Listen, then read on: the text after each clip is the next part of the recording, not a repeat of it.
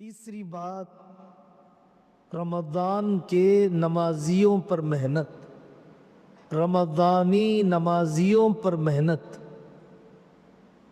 میرے بھائیوں، کسی کو ہلکا نہ سمجھو۔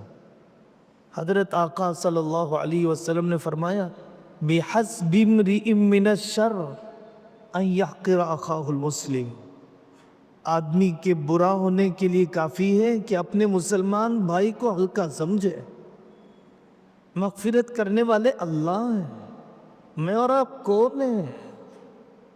کتنے لوگ ہیں پوری زندگی بدکاری میں گزری، آخری دنوں میں ولی صفت بن کے مر گئے، اور کتنے لوگ ہیں اللہ حفاظت فرمائے ہماری پوری زندگی نیکوکاری میں گزری اور بدکاری کی حالت میں موت آ گئی ہے۔ ہم کیسے کسی کو ہلکا سمجھتے ہیں؟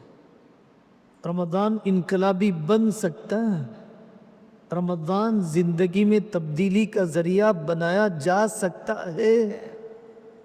کس وقت کا کون سا آنسو اللہ کو پسند آ جائے، کون سا افطاری کے وقت کا دعا کرنا اللہ کے یہاں قبولیت کا فیصلہ کروا دے۔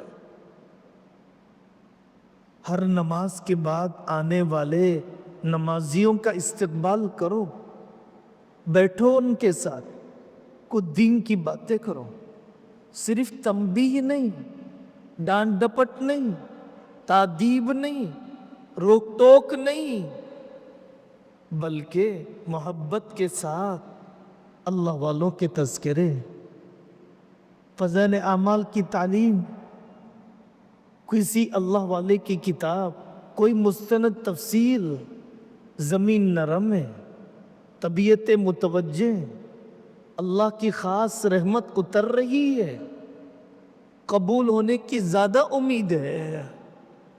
اس وجہ سے ہمیں ان دنوں کو استعمال کرنا چاہیے رمضانی نمازیوں کو مستقل نمازی بنانے کے لیے۔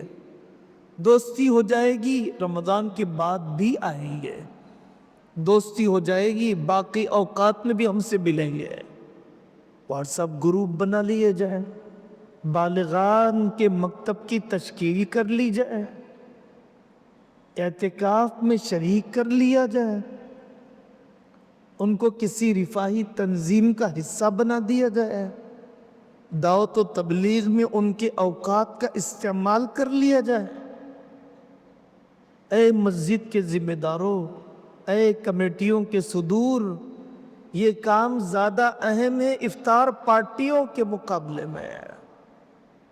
افطار پارٹیاں تو تسلی کے کھلونے ہیں، فسادات روکو اس صوبے سے۔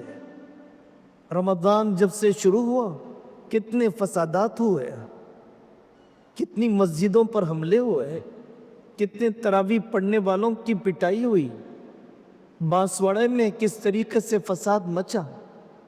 فرقہ پرستی تو نہ روکے، فسادات تو نہ روکے، مار پیٹ تو نہ روکے، گرفتاریاں تو نہ روکے، اور ہم رمضانی نمازیوں کے لیے تربیت کا نظام تو نہ بنائیں، صرف افطار پارٹیاں کرتے رہیں، تو یہ ترجیحات کا لحاظ نہ کرنا ہے، ریئل ایشوز کو نظر انداز کرنا ہے، حقیقی مسائل کو نظر انداز کرنا ہے، حقیقی مسائل کی طرف توجہ دینے کی ضرورت ہے۔ اور چوتھی بات، آخری بات یہ ہے میرے بھائیوں، بچوں کو لانا ہے مکتب میں لائیے، بعد جماعت نماز میں نہیں، اور بے شعور بچوں کو مسجد لانا بے ادبی ہے۔